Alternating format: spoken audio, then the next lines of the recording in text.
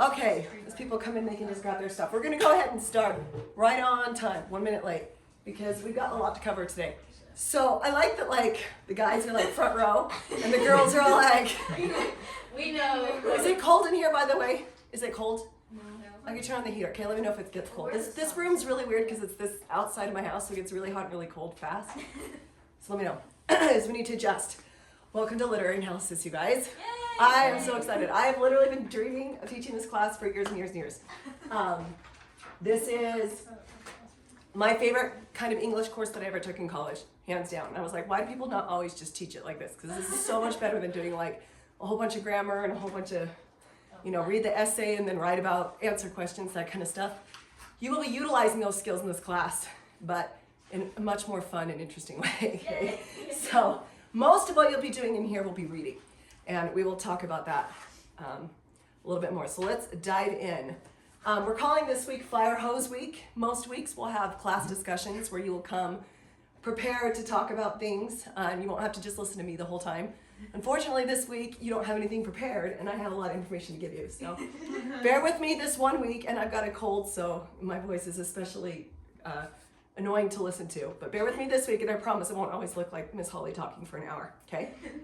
So what we're going to discuss today is literary analysis. What is it and how to do it briefly? This is like crash course literary analysis today. We will continue learning these skills throughout this semester. We're going to talk about your weekly assignments, your expectations, what the workload's going to be like, and what you can do to have the best experience in the class. And then we'll do an introduction to Tolkien and the Hobbit, which we'll do every time we start a new novel. Come on in. Hey! There is a book. You can grab a binder and a book there on this table, and then sit wherever you would like. You can stick with segregation, or you can break boundaries and sit up by the boys here. Okay, so let's start with what is literary analysis. Okay, this is a quote from The Well-Educated Mind, Susan Wise Bauer. She's a big homeschooler. I love this. She says, reading alone allows us to reach beyond the restrictions of time and space, to take part in what Mortimer Adler has called the great conversation of ideas that began in ancient times and has continued unbroken to the present. Reading makes us a part of this great conversation no matter where and when we pursue it. Reading is a discipline. The study of literature requires different skills than reading for pleasure. So we're going to be studying literature in this class, which looks different than, you know, tearing through a 300-page book in a day because it's so good you can't put it down. These books are also excellent, and you could tear through them in a day, but we're gonna go through it a little more detailed. Okay, so literary analysis is the act of joining in this great conversation. This is done through first reading a text, okay? Second, you're gonna analyze and examine things such as plot, themes, storyline, characters, language, all that kind of stuff, and other literary devices that we will learn along the way. And then finally, we will discuss what we're reading and observing class, and then you get to join the great conversation by adding your own voice through writing a paper. I'm just going to tell you right now, if you've never written an essay or literary paper before, have no fear. It's really not hard. This isn't like an 8-page paper. This is a short, basically you're going to be answering kind of some overarching questions about what is the book about, what are your thoughts about the book. This is not like research paper, really intense, okay? They're fun to write. Come on in, Savannah. You can grab, there's copies of The Hobbit there and then a binder. Grab one of each. Thank you. Come on. Okay, Thomas Jefferson, we know and love him, right? Third president of the United States, also famous homeschooler, he was homeschooled. He says, any literate man, and we'll add or woman, can rely on self-education to train and fill the mind. All you need are a shelf full of books, a congenial friend or two who can talk to you about what you're reading, and a few chasms of time not otherwise appropriated. So that's kind of fancy talk for what we're doing in this class, and the class will provide you with a shelf full of books. You will be getting books throughout the class, a congenial friend or two or 12 or however many we have in here, and a few chasms or spaces of time not otherwise appropriated, such as class time, journaling, and reading time at home. So yes, Mr. Jefferson. Okay, so in this class we will be focusing on classic literature. So let's just take a second. What is a classic? There are a lot of definitions out there, and really it's something that's kind of fun to talk about and debate a little bit. This is a definition that I heard years and years ago and has stayed with me, stuck in my little brain. It's a classic is something that transcends time, space, and culture. And you can think of space as like setting, environment, that kind of a thing, okay? A classic piece of literature is something that's still applicable to us today. Even if it was written hundreds or thousands of years ago, because the stories that they tell, the truths about the human experience that they share are still applicable to us today, okay? So, and these truths that we learn in literary analysis, we tend to call themes. And that's something that we'll talk about a little bit today, but we'll talk about in more detail later. But a theme is a central idea, subject, or topic that will weave throughout a story. They're universal concepts about what it means to be human, and books, particularly classics, may have multiple themes. There's sometimes an overarching theme of kind of like, this is what the book's about, but then it also has all these other things that weave through it. Come on in, guys. Have no fear. You can each grab a Hobbit book and a binder. And I'm recording the class session. You've only missed a few minutes, but you're welcome to go back. I'll post it today, and you can go back and rewatch the beginning anytime you need to. Ben's sick today, so he's gonna. This will be a good experiment because he'll have to watch the whole thing via video. So a good standard for classic is that it gets better and better with each subsequent reading. The book doesn't change, but we do. We change throughout life, and there's layers of meaning that we can glean throughout as we read a classic. So examples of themes that you might find in literature could be family, redemption, love, good versus evil, freedom, war, friendship, corruption, power, revenge, pride, identity, courage, justice, death, beauty, survival, free will, isolation, identity, and many, many more. These are concepts and themes that are still definitely applicable to us in 2025, even if they were written in 800 BC, right? Pride and Prejudice is a great theme. I hate you, and things happen. I love you. Okay. Some themes you might find in a book like Pride and Prejudice are pride and prejudice. See what she did there? Self-awareness, family dynamics, first impressions, marriage, love, social class. Other examples. Right now I'm reading the Iliad by Homer. Some of your moms might be reading that too. This is our book club. We have a classics book club that I run here in my home. This was written somewhere between 850 and 550 BC. We're not even sure exactly.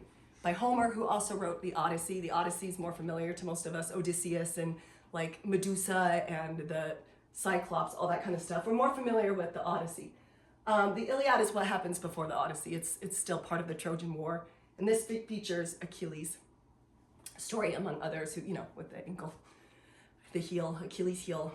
So some themes you find in the Iliad: honor, glory, revenge, the destructive nature of pride, the importance of friendship, consequences of wrath, and conflict between fate and free will. Are these still applicable to us today? Pretty sure, right? Glory and honor. Here's another example, Huckleberry Finn by Mark Twain, 1884. So I wrote that 1884, and I'm like, so about 100 years ago, because I was born in 81. So to me, that's 100 years ago. And then I started doing math, and I was like, oh, I'm older than I thought I was. Okay, more than 100 years ago. Racism, social hypocrisy, personal growth, the search for freedom, rebellion against authority, and nature versus civilization. So those are just a couple of examples of themes that we can find in different books. Francis Bacon, who was rocking not only in style, but in philosophy at the time. He was a philosopher back a while ago. I won't even try to say how many years ago now because my brain thinks it's earlier than it is. He said, some books are to be tasted, others to be swallowed, and some few are to be chewed and digested. So not all books are hearty enough that they really need more than just a taste. If you're reading a book and the story is the thing, and then you're done and you're like, well, I don't need to read it again. It would be boring to read it again. You know those kinds of books where you read it once and you're like, well, it was fun, it was good, but like to reread it, I already know how the story's gonna end. Classics go way deeper than that. You can kind of think there's films like that where you see a film once and you're like, that's good, I've seen it, I don't need to see it again. And then there's films that you can watch over and over and over again and they continue to be really, really good. That's true of books too. Classics endure, they continue to have depth and meaning, and they continue to have something important to say. So all that is why we're gonna read classics in this class, okay? To go back to Francis Bacon with the great name and the great quote. Tasted is to gain a basic knowledge and understanding of the story, basically to read it for the first time. Swallowed would be to evaluate what you've read. Is it valid? Is it true? You can identify themes and passages. And then finally, chewed and digested, which I think is funny because there's tasted and swallowed. Do you ever eat your food where you just are like so hungry you just eat so fast and then you swallow it? You didn't really take time to chew it and savor it and think about it and enjoy the flavors that are happening. I think it's funny that he put swallowed first because like that's actually very applicable. Chewed and digested, meaning we're going to take our time with it, we're going to think about it, we're going to talk about it, and then we're going to digest it by adding your own voice to the narrative through writing a paper. Okay. Also in this class, we will be focusing on fiction, although never say never. There's a couple of nonfiction classics that may pop up at the point. So let's talk about that very briefly. I might plow through some of this really fast. Those of you who came in late, We just have a lot to cover and not very much time. So I just tell them this is fire hose week. I'm just gonna throw stuff at you. Next week when you come, we'll get to relax and have a discussion and be more interactive, okay?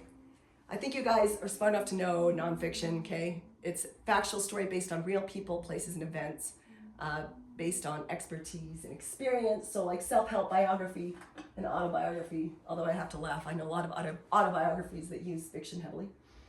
Essays, history, journalism, memoirs, okay? Classic works of nonfiction, The Diary of Anne Frank, for example, or The 7 Habits of Highly Effective People, or How to Win Friends and Influence People, or Man's Search for Meaning. Those are all examples of classic nonfiction, okay? But we're mostly gonna do fiction, which is a creative work telling a made-up story using imagination to explore themes, which you're all well-versed in now, and ideas, to entertain and inspire readers. So, examples, you have poetry, the epic poem, you have novels, novellas, typically a novel, or other writing forms that have genres: mystery, thriller, romance, science fiction, adventure, fantasy, which is what we're starting with, fairy tales, folktale, myth, and a lot more. Okay. This, I feel like I'm beating a dead horse by now, but this is good stuff to know about what is fiction, how does fiction tell the truth versus nonfiction, because they both tell the truth, they just do it differently. This is an essay written by Jeanette de Bouvier, who is a current poet and writer. Will you go take care of that? She writes, many years ago, my friend who's a journalist said something that stayed with me. Reporters write about facts, he said, but novelists write about truth. So novelists use lies to communicate true things. I take issue with the word lies. I would say novelists use not facts and truth all the time to tell true things, okay? We're creating situations that never happened to people who never existed in a place that no one will ever see, all in order to convey truths about love, loyalty, sacrifice, joy, despair. In other words, truth about humanity. The fact that these truths are wrapped up in a story is what gives them power, okay? So it doesn't it lacks facts, but it has truth. Does that make sense? Final thing we'll say about it. This is by Catherine Patterson, an essay that she wrote, who you guys are familiar with. Bridge Terabithia, Tale Despereaux, Jacob I Have Loved, great children's author. She wrote this essay talking about kids will come up to her and they'll say, is your story true? Did that really happen? Is it true? And this is her response, and I think it's brilliant. She says, is it true, the child asks, is your story true? I hope so. I meant for it to be true. I tried hard to make it so. She goes on to say, fiction allows us to do something nothing else quite does. It allows us to enter fully into the lives of other human beings.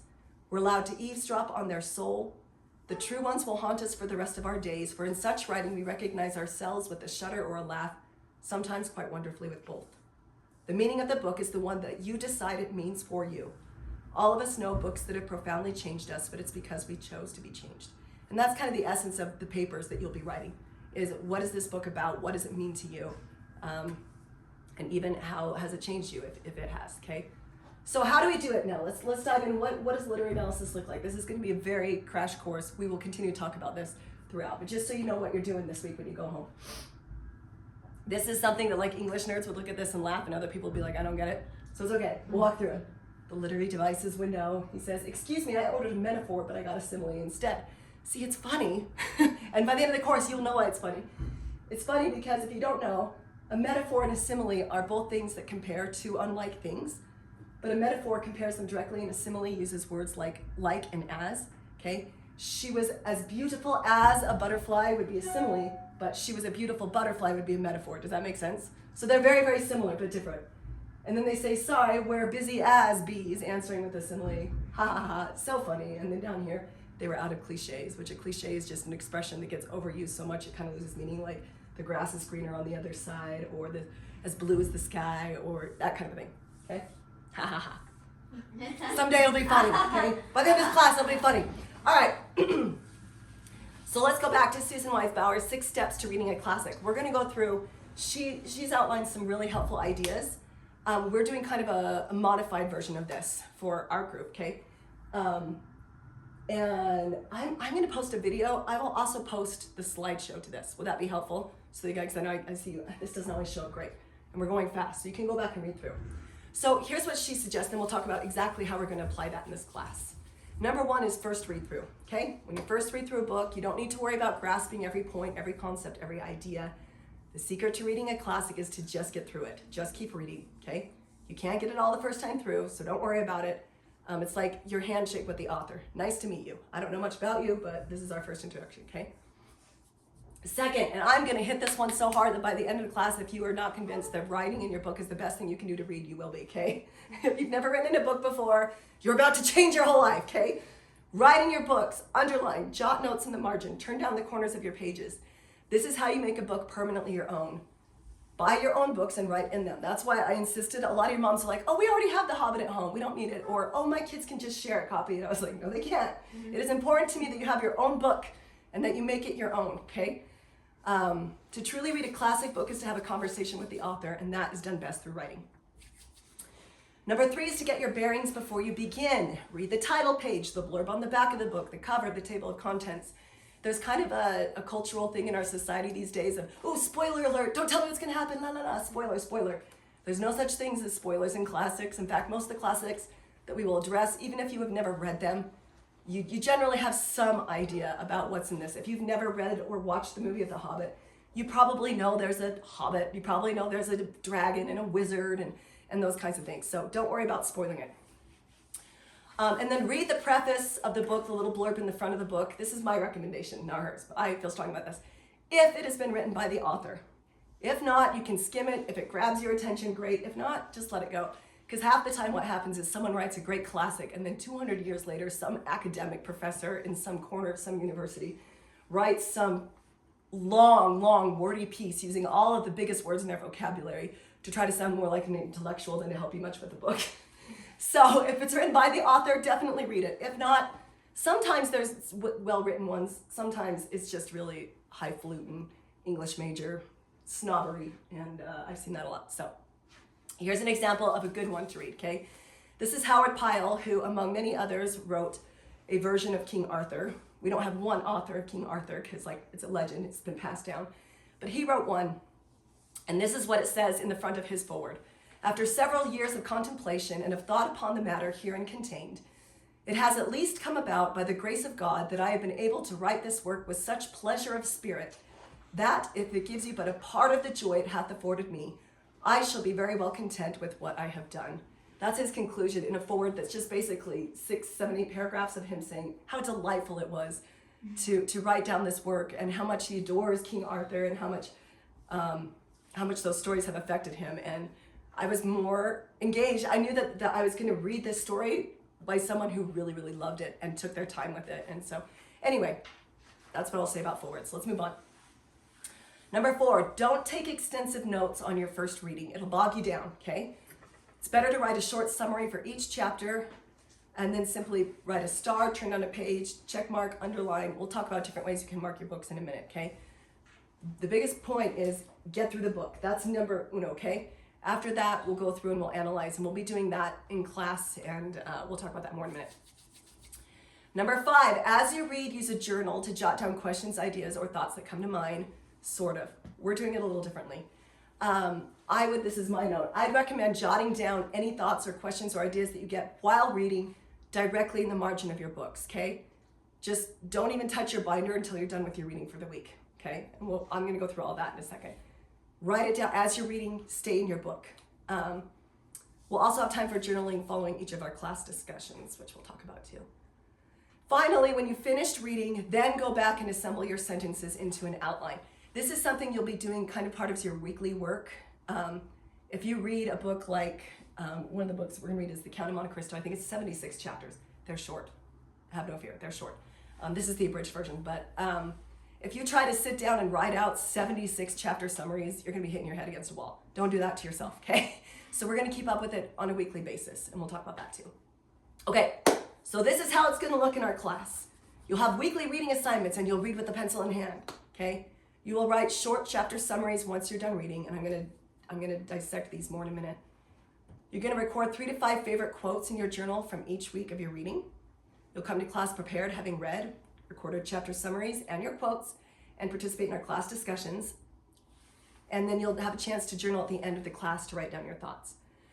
Finally, at the conclusion of each book, you'll write a 2 to 3 page paper. Okay, we have 3 books, so it'll be 3 papers total for the semester. So let's talk about it. Here's an introduction to books. Nice.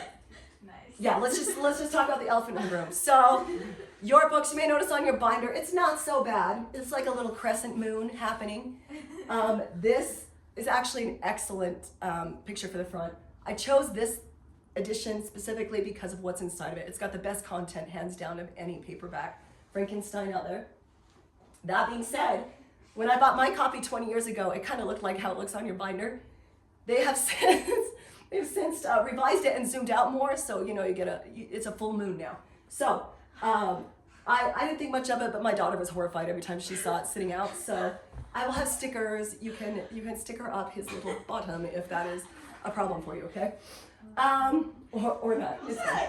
It's classic art. You follow your bliss. You do you. Okay. So we're gonna read first is The Hobbit, which, out of curiosity, who's read The Hobbit before? I know some of you have. Most of you. Okay. That's good. That's good. Good reading is rereading. If you've never read The Hobbit before, you'll be okay too. All right. I had a child who shall go unnamed that said, "I'm not excited to read The Hobbit. I've already read it." I was like, "Oh, so you've been introduced to the book. Now you get to analyze it, and it's a totally different experience." I'm currently rereading The Hobbit in conjunction with this class. It's my 7th time, and I'm telling you, it just gets better. It gets better every time, okay? I'm loving it. So if you read it before, good. Next will be Mary Shelley's Frankenstein. Has anyone read that? My dad tried. Your dad tried?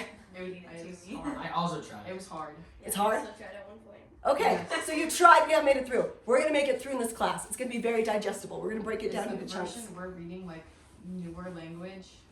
No. No. But here's what trips up people in Frankenstein. I read it and I could understand like 2 out of every 20. The first 4 chapters are letters written by neither Frankenstein nor the monster. It's just a random guy up in the Arctic writing a letter to his sister, and his language is very blah, blah, blah, and boring. Okay, you get past that, and then you get into the heart of the story, and it is very exciting. I mean, it's Frankenstein, right? Like, this guy's bringing this inanimate object to life, and anyway, I was like, oh, trust me.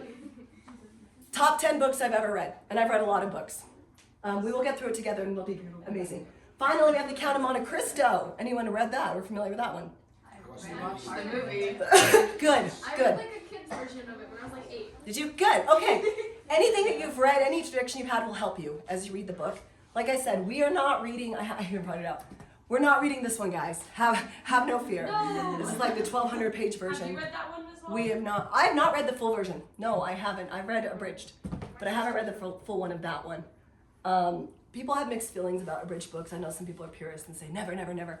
I actually think, especially for a first reading, it's great to do an abridged version. I read War and Peace a couple of years ago, the infamously long War and Peace, and I started with the abridged and then read the full, and I feel like I got so much more out of the full one because I knew up from down from having read the abridged version, right? So when it got really wordy or kind of went off story for like 50 pages, I knew where we were headed. So that's why I chose it, and this is a really good abridged version. Can I ask a question? Yes, please. So are they just taking out like the side tangents, or do they like actually edit the words of the book? Usually, well, this one's tricky because it's originally written in French. So no matter what, you got a translator who's going to translate it differently. So every version that you read of The Count of Monte Cristo will read differently. Okay. Same is true of War and Peace. I read one Russian translator, and then it was a different Russian translator. It's kind of fun to compare sometimes. But typically what they're mostly doing is cutting out tangents, side characters, or points in the story where it's just kind of not moving along very fast. You got that? It looks like it might be a delivery. That's good. Well, I mean, like, I already kind of cut out. No, he wanted to join us. Yeah, I heard you're teaching literary analysis. So we're good. Come on in, mister. Sure, why not? Okay, any other questions about that? All right, we'll move on. Okay, so if you open up your binder, there's some materials just to walk you through here what we've got. You've got these little zippy pockets in the front. These have important things. The little white tabs are just each tab section in your file folders is for a different book. So like the red tab will be for Hobbit, gray is for Frankenstein, and blue will be for Count of Monte Cristo. I didn't label those for you. I didn't know if or how you wanted them labeled, but that's what those white tabs are for. Then you have 2 mechanical pencils, and that's important, okay? One stays with your book, and one stays in your binder, okay? Just over. Okay. In order to always have a pencil in hand, you need to have a pencil with your book, okay? And I like the mechanical pencils because you never have to sharpen them, and they can just clip on to your book. That's how in fact, yep, I have it right here. This is literally how Luke and Will know if I'm reading a book, it has a pencil in it, okay? That's really important, okay? Then if you turn to your red tab, and then it's got stickums. Stickums are important too, and we'll talk about those, the booky, sticky, tabby things, okay?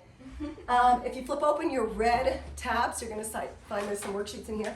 I only printed these out for the Hobbit so far. I'll get you the rest for the other books later, because I am at war with my printer, and some of you will notice you have gray like lines running through. I'm sorry, I got it printed. My printer's just in a bad mood this winter. Anyway, so I'll try to get that cleaned up to print the rest of it. The first one are your chapter summaries. This is where you're gonna write out your short summaries that you're gonna do for each chapter once you're done with your reading, okay? You won't do it as you go, you'll do it at the end. Like I said, don't pick up your binder until you're done with your reading for the week. Behind that, if you flip a little further, you're gonna see there's a quote journal for each week of reading. The first one is The Hobbit, chapters 1 through 5. Again, once you're completely done with your reading for the week, there's a binder and a book right there if you need it, Ella. Once you're done with your reading for the week, you're gonna go back over your book and you're gonna pick 3 to 5 quotes that you like for any reason. Because you thought it was interesting, because you have a question about it, whatever it is. We'll talk more about that in a minute. And then on the back page of that, there is where you have your journal, where you're gonna be journaling each week after our class discussions.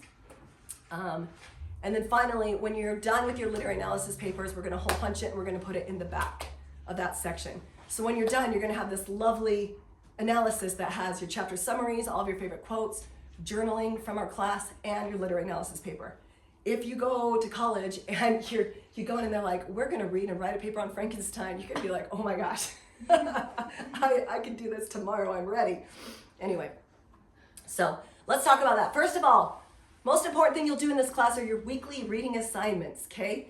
Dedicate yourself to keep up with that, okay? Over everything else. I would rather you miss writing out your quotes and your chapter summaries. Keep up with your reading assignments, okay? You'll notice in your books, like in the Hobbit there's a bookmark for you. That has the reading schedule on it. It shows like week 1, day 1, week 1, day 2, week 1, day 3. I've broken it down into 4 days of reading for the week. I think most of you probably have a 4-day school week because you have AIM on Thursday. You're welcome to do it differently. You can, if you're a voracious reader, just read it in a day or two, go for it. If you are someone that needs a little more time to break up, especially a longer chapter, break it into 5 days, 6 days, or just read 7 days a week, get in the habit of reading on your nightstand before you go to bed, whatever you want to do, okay? So that's broken down on your bookmarks. I would recommend you come up now during class, think of a game plan for a dedicated reading time each day, okay? A reminder on your phone might be helpful, especially if you're not in the habit of doing a lot of reading. You could stick your book with your school work if that's helpful, but do something to help you remember to stay on top of that. Pick a place and a time. Pick a comfortable place with good lighting and a time, okay? The average person reads 1 page of text in a book in about 2 minutes, so plan accordingly. So if you have a chapter, The Hobbit is weird. The very first chapter and the very last chapter is super long. I don't know why. It's like 26 pages and 31 pages. You have an extra day on your schedule for that last chapter if you want to break it up over 2 days. But just know that I need to plan for about, if it's 20 pages, I need to plan about 40 minutes for reading today and figure out what you're going to do. The Hobbit also reads faster. Sorry, I got this cold, my voice keeps cracking. The Hobbit reads fast too because there's some illustrations in there that do count as page numbers, and then there's also things like songs and poems in there that's like, it'll be 4 little stanzas and it takes up a whole page. So I would say The Hobbit reads more like 1.5 minutes per page. It's a fast read, okay? It also it doesn't have the gravitas of language that Lord of the Rings has. He wrote it for his children, and it reads really, really easily and quickly, okay? If you do not keep up with the weekly reading, it will be very difficult to participate in class and get a better understanding of the book. So also there will be more spoilers if you're trying to avoid spoilers. Okay, like I said, I'm gonna beat this horse, but active reading is reading with a pencil in hand, right in your books. Full ownership only comes when you made it a part of yourself through writing in it. Writing keeps you intellectually awake, it keeps you watching. Reading, if active, is thinking, and thinking is expressed in words. And unless you want to talk to yourself as you read, the easiest way to do that is to write, okay? Writing down your thoughts, reactions, ideas will help you to remember. And from Adler, I had that book somewhere. Anyway, How to Read a Book. Some of you probably have read that if you're... he says, marking your book is literally an expression of your differences or your agreements with the author. It's the highest respect you can pay him. And you don't have to agree with the author. I've had angry conversations with the author in my margins multiple times where I'm like, that's a red herring. That doesn't add up. I don't think it's that way at all. You get to do that. You get to your margins is where you get to converse with your author, okay? I think we've gone over everything here. Just make sure you got your pencil, etc., etc. Let's move on. Okay, ways to write your book. I'm going to plow through this because I want to make sure we have time to talk about Tolkien, okay? So we'll go through this quickly. Underlining short sentences, statements, or key moments that interest you or grab your attention, okay? This was a line. He was sticking to his own ideas, but he still felt somehow in the wrong, and he was keen to defend himself. Because we've all been there, right? Like you're in a conversation, you're like, oh, I don't know if I'm right here, but I'm in it now, so I'm in it to win it, kind of a thing. Bracing or bracketing here on this side is helpful if you have like a whole paragraph you want to mark to be able to find later. And you can pair that with underlining as needed. Circling is really helpful for a few things. One is for emphasis, like this line, louder, louder, mounting desperation like a man in terrible agony, putting all of his effort into one last scream. I was like, whoa, that's good writing, that phrase. So I circled that there. Another thing that I would highly recommend, in classical literature, you're going to encounter words that you don't know what they are. It happens to me all the time, and I've taken a lot of English classes and read a lot of books, okay?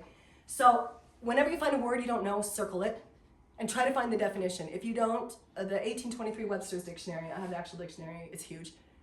You can get it on your phone for free, I think it's free, or if it's 99 cents. Anyway, it's amazing, and it's a good dictionary to have because words in 1823 and before meant sometimes something very differently from what they mean now. Our vocabulary has changed massively in the last century, so I really recommend that 1823. I'll try to link that.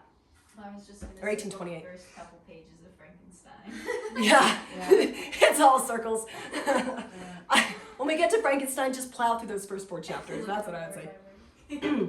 Asterisks or stars to mark key moments or phrases like a turning moment in the story or a monumental change in a character development. Words of wisdom, that kind of thing. I like to use hearts for things that are heartwarming, inspire you, make you happy, lovey-dovey, whatever it is, okay?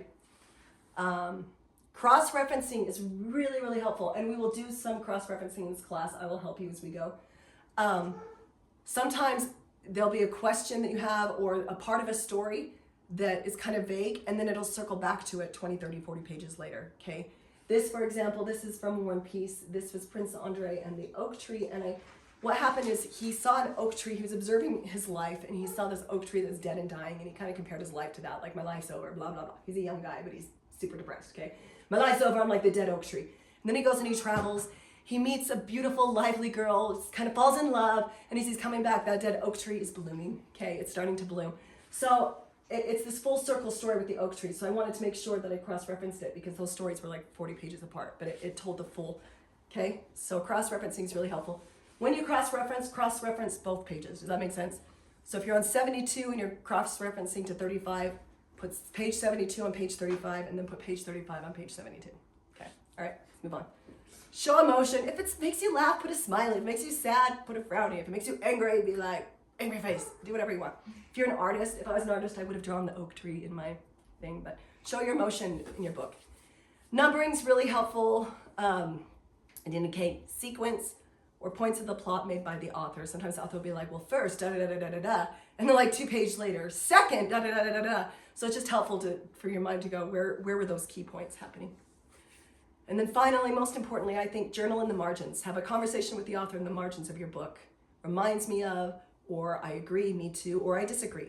Anything that you mentally think through, a thought that pops in your mind as you're reading it, write it in there because it's amazing. You won't remember it the next day or that week in class, or even when you go back to write your paper. I was logging in some quotes. I'm staying a week ahead of you guys, so I was logging in some quotes this week. I made a huge connection between 2 things that I hadn't made while reading, simply because I'd written my thought there, and I'm like, oh yeah, those are similar thoughts. These go together. So anyway, that's helpful. Okay, second, you're gonna write short chapter summaries. So at the conclusion of each chapter, you're gonna write 1 to 3 sentences. 1 sentence is ample, honestly. Getting into the habit, of what you just read, okay? It's so much easier to do it immediately when you finish the chapter and not like, oh, 3 days ago I read this chapter, what was it about again? So just get in the habit of doing that right away. You can write Yeah, we're just gonna skip on. You can either write it right under the chapter heading, or you can put it at the end of the chapter, whatever's better for you. Whatever, it doesn't matter, okay? Some people like putting it I usually put it at the beginning of the chapter, but I know some people go, well then it's a spoiler the next time I read it, which I don't know why, but so you can put it at the end of the chapter. There's more room at the end of the chapter if you have a lot to say. Okay, so do that as you go. So like the first thing is to read chapter 1 of The Hobbit today. Go home, read chapter 1 and write your chapter summary. Don't read chapter 2 until you've written your chapter 1 summary, otherwise they start to bleed together and you don't remember where one started and one ends, okay? Next, oh, I forgot to say because I'm trying to hurry. Write it directly in your book like this, okay? Once you are done with your reading for the week, then you're gonna open up your notebook and it has a place to write chapter summaries. You'll just write in your first 5 sentences from the first 5 chapters, okay? Don't do it until you're done reading or it'll bog you down. You'll be like, where is my notebook? And then you have to get up and then you have to look for it and then you remember you need a sandwich and then your mom asks you to do something and just write it directly in your book, okay? Second is to record 3 to 5 favorite quotes. So once you have finished your reading for the week, flip through anything that you starred, marked, dog-eared, whatever it is, write them down. And like I said, it could be like, Laura, it could be, I have no idea what he's trying to say here. Like this sentence doesn't even make sense to me. And bring that to class so we could talk about that. Or it could be, I have a question about this. Or it could be, this was really cool. Or this reminds me of the other day when I was talking to my friend and she was talking about how she's super depressed like an oak tree or whatever it is. Put it in there and then when you're going back through, that makes it really easy for you to find those things that really stood out to you. You can do more than 5, but like aim for 3 to 5. Don't do less than 3, okay? Also, once you've written it in your quote journal, make sure if you haven't already to mark those spots with your sticky tabs, okay? That'll make it easier to find later. So then you'll come to class prepared. You have your reading done, your summaries done, your quotes done. Bring your binder and your book with you each week. I'll check off those quotes and those summaries when you come in. Not as a way to be like, well, you didn't get it done or anything like that, but as a way to help encourage you to do it. Because the more, especially while you're developing the habit, the more you do that, the easier it'll be to write your paper.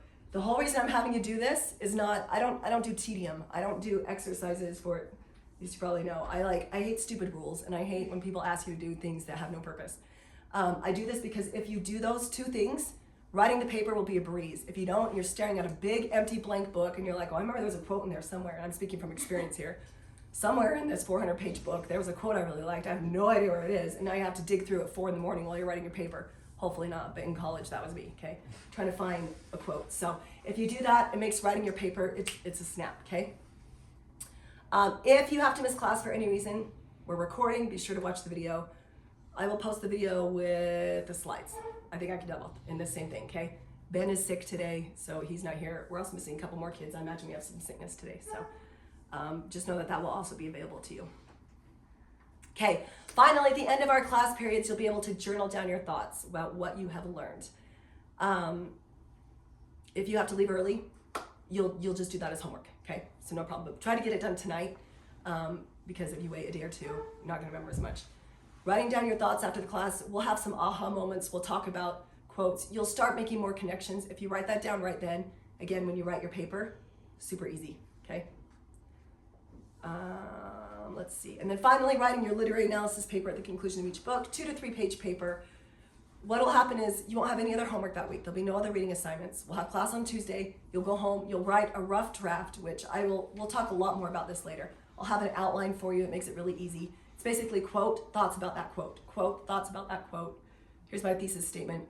And you'll send me and you'll type that up. Send me the digital rough draft on Friday by noon. That'll give me a chance over the weekend to look at those, offer any, this was a really good thought. I'd like to hear more of your thoughts about that. Or, little grammatical thing here, fix that. Or little MLA formatting, fix that. And then on Monday, you can open it up and it'll be just short 10, 15 minutes, fix a couple things. And then you'll bring a printed copy to class on Tuesday, okay? You'll turn those into me and then you'll get those back the following week. We'll hole punch it and it can go in your binder. And we'll talk a lot more about the paper when we get closer to it. I'm gonna skip this about why writing a paper. I think we need to move on. Okay, final thoughts. This class does not follow a particular curriculum. This is Miss Holly winging it, okay? Winging it through a lot of years of experience and my own college education. Because of this, there is a great deal of wiggle room within our conversations. So if you have anything that interests you or anything that you're wanting to learn more about, if you're like, I would like to learn more about plot development and what that looks like, or anything that you're learning, let me know, because I would be more than happy to tailor this class to your interests, okay? Okay, any questions about what is expected when you go home this week? Like I said, fire hose, okay? You got your reading assignment, you're gonna read, you're gonna write your chapter summaries, mark things that are interesting, and then when you're done, you'll go into your notebooks and fill out those 2 sections, okay? The quotes and the summaries. Great, okay. Let's get into Tolkien, because that's way more fun to talk about. Except that now I have to do, okay, I can do this. I can do hard things. You're doing great, Miss Holly. Okay, I have to go on 2 separate screens. Okay, this one. Please load. Oh, we gotta go up to the top. That's next week. Shh, don't look. Okay. And then we're gonna go like this. Presenter view. And then I have to scooch that onto my screen. There it is. Good, and now we're getting ahead of ourselves with the 5 elements of story. Okay, here we go. This is J.R.R. Tolkien, isn't he cute? John Ronald Reuel Tolkien. And most people do say Tolkien. You don't have to be a literary snob and say Tolkien, but he pronounced his name Tolkien, okay? So you can decide. He's an English author, lived 1892 to 1973, so he died 8 years before I was born, which is tragic, and is credited truly as the father of the fantasy genre. When he wrote first The Hobbit and the Lord of the Rings, fantasy was not on trend in any means. I mean, we're coming out of like Dickensian England and those kinds of things. That came, he really popularized that, and if you enjoy fantasy today, thank your man Tolkien, okay? So let's talk a little bit about his life. It's helpful to know about his life, to know about, to kind of see his reflection of his life experience in his books. He was actually born in South Africa, which is the country a little bit way at the bottom of Africa, down here, okay? His parents were both from Birmingham, England, but they went there for his father's work. When he was 3 years old, his mother traveled back to England with him and his brother to go visit family. While they were there, his father, Arthur, who looks like a deer in the headlights in that picture for some reason, he actually died from rheumatic fever, which is like a complication from undiagnosed scarlet fever. So they ended up staying in England, and he went without a father. These are some areas. This is the Sarhole Mill in Shire Park, which he credits as 2 different landscapes, inspirations for his books. He loved England, and you can see that. So this is J.R.R. and his little brother Hilary. I don't know why. That was his name, okay? We were just rolling with it. And it's funny. And this is his mother, Mabel Tolkien. So Tolkien had a great respect for his mother, which affected him all his life. She was a woman of conviction, deeply rooted in the Catholic Church, at a time in Protestant England when Catholics were not treated well, okay? This is very Protestant, okay?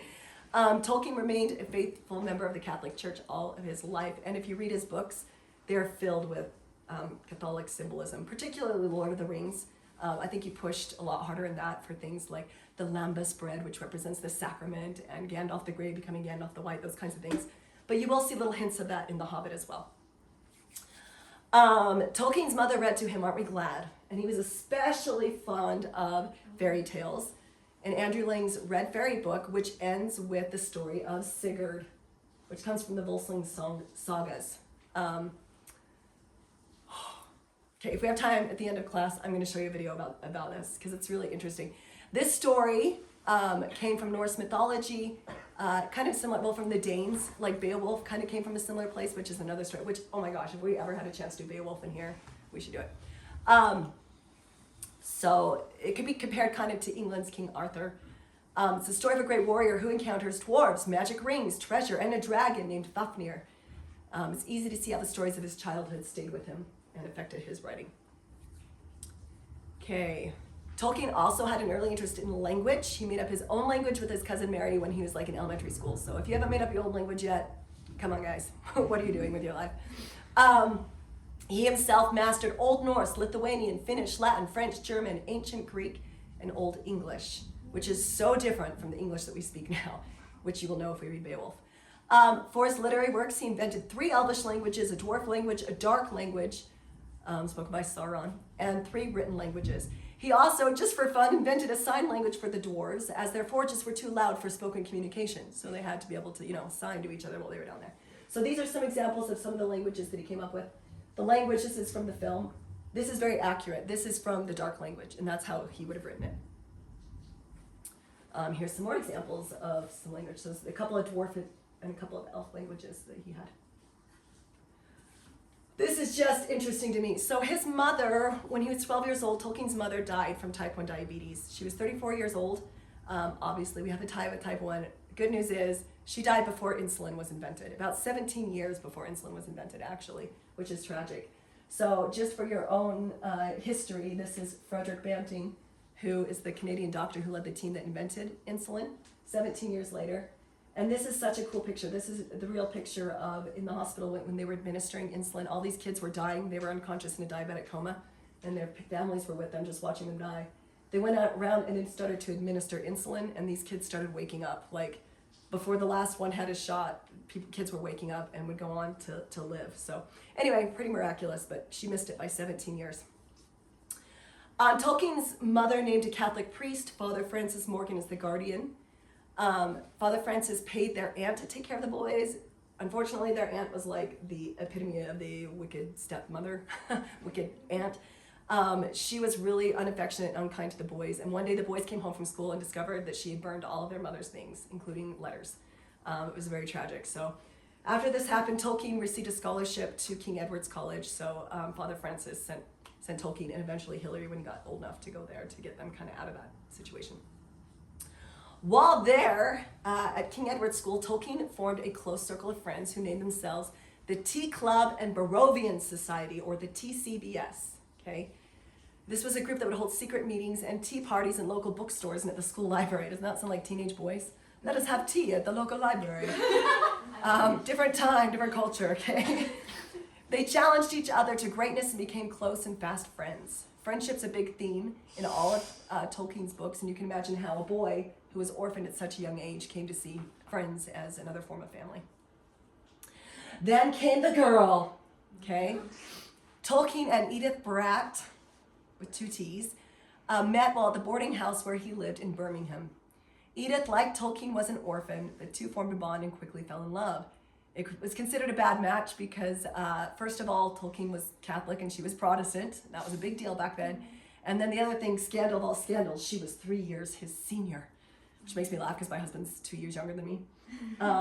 So Father Francis basically sent him away and said he wasn't allowed to write to her for 2 years until he came of age at 21.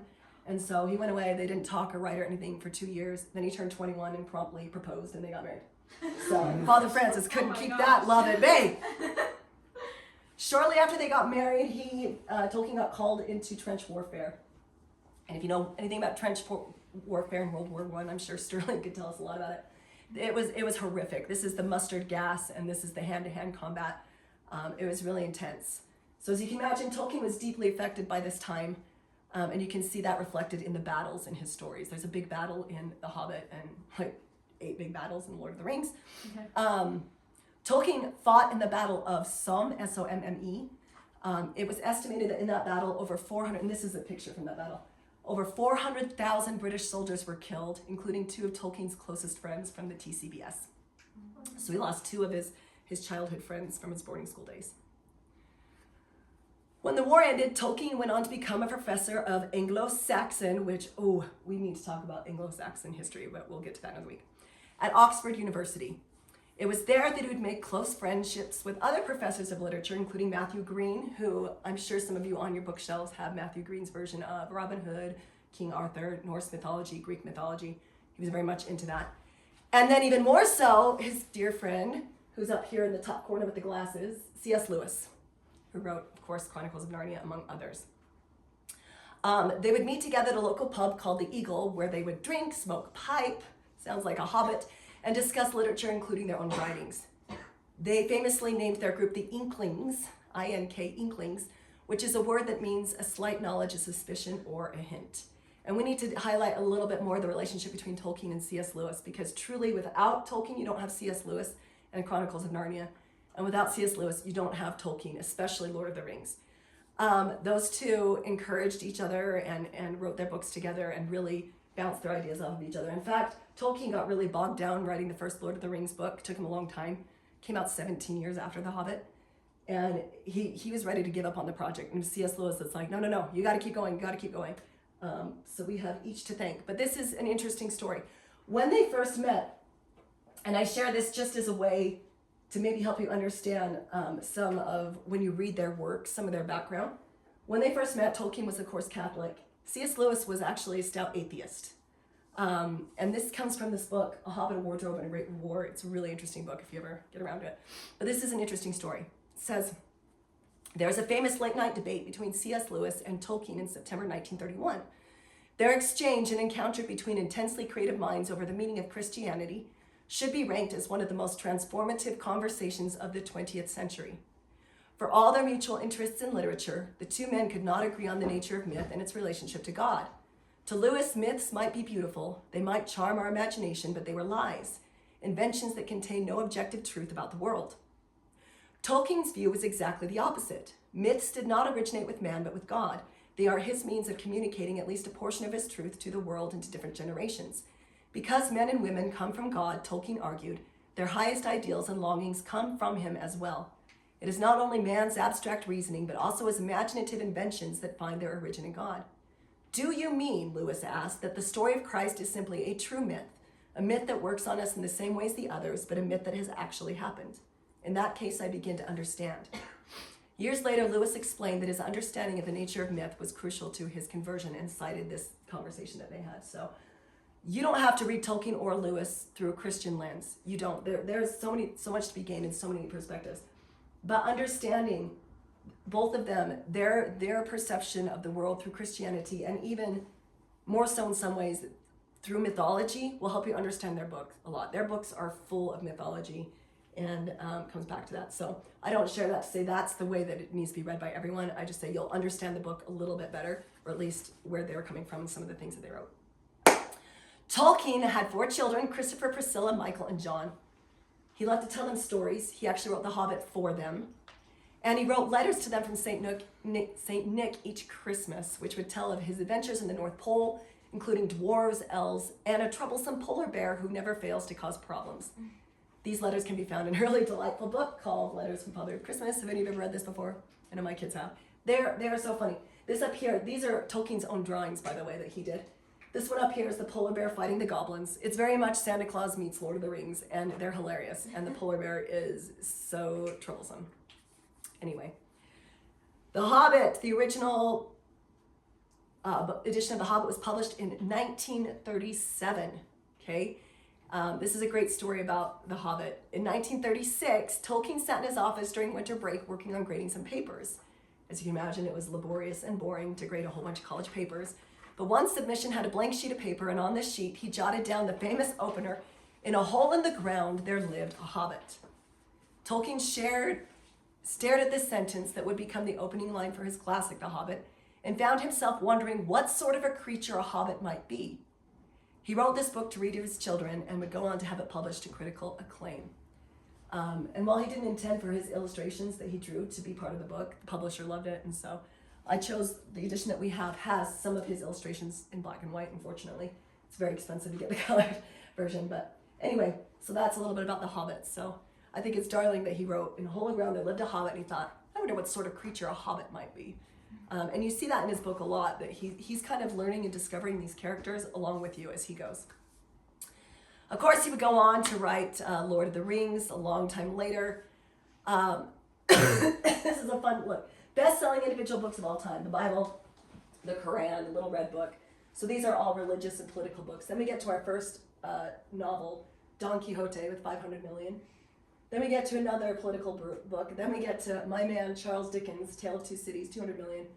Number 7, Lord of the Rings, greatest selling book of all time. If you took out all political and religious books, it would be the third. It's the third best-selling novel of all time.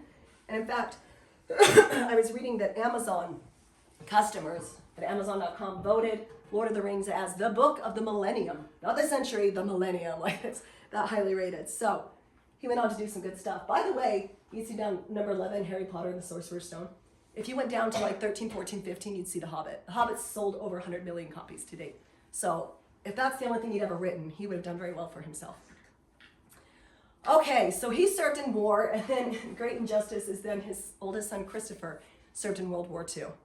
I'm sure that was excruciating, sending his son out there, knowing kind of what that would be like. This is a really sweet story, and I share this kind of as our closing about Tolkien's life to give you a feel for what he's getting at when he talks about hobbits and hobbitry, okay? It says, during the Second World War, Tolkien received a letter from his son Christopher, then serving for the Royal Air Force. Sensing his son's anxieties, he confessed that he knew the feeling of being, quote, the toad under the harrow, constricted into a deadly conflict with fierce enemies all about.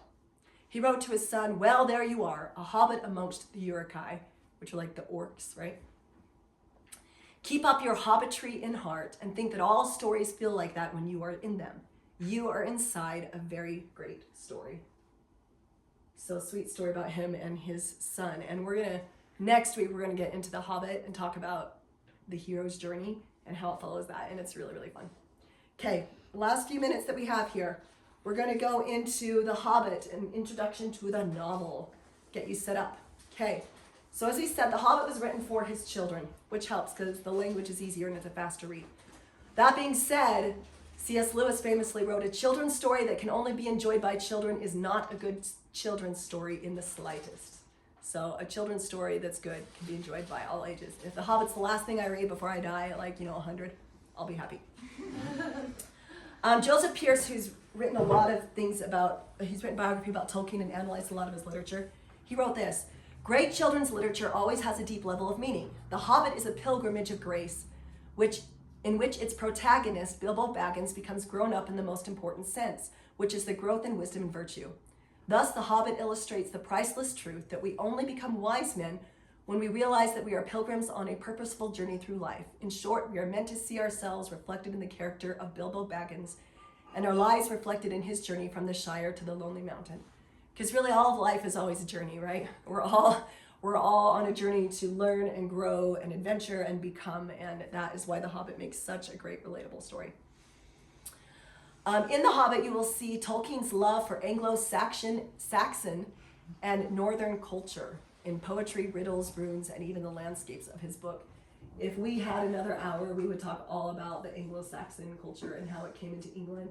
In fact, England was England from the Anglo-Saxons. And we could talk about why English is such a stupid language, why it's so weird. Why you look at a word like colonel and it's spelled C-O-L-O-N-E-L. Or why do we say pork instead of pig or beef instead? It's all in there. It's all in there.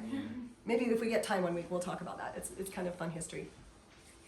Okay, so he was a great lover of runes and he wrote his own languages. So this is runes, not the Hobbit. This isn't the Hobbit's one. This is the dwarf language, but from the Hobbit, the runes alphabet.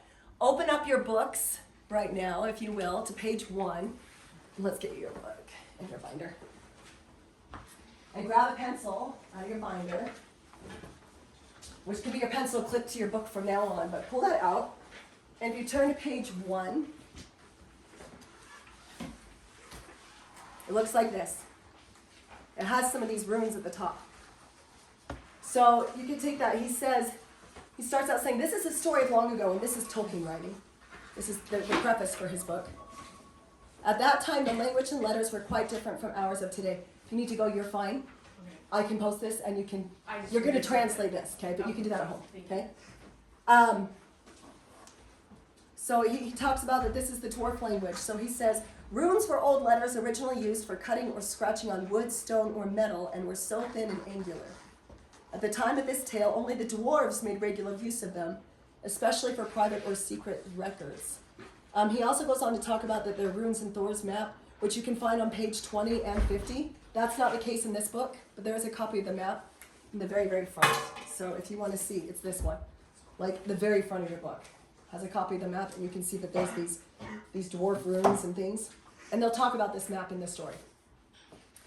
But anyway, so he goes on to say that you can translate things if you want, and if you use that, you can translate the title here that's up here. So right now, at the last few minutes of class, this is normally when you'd be doing your journaling and things. I'm gonna give you a few minutes. Go ahead and you can translate that using this language, and then we'll have just a few minutes to watch the video about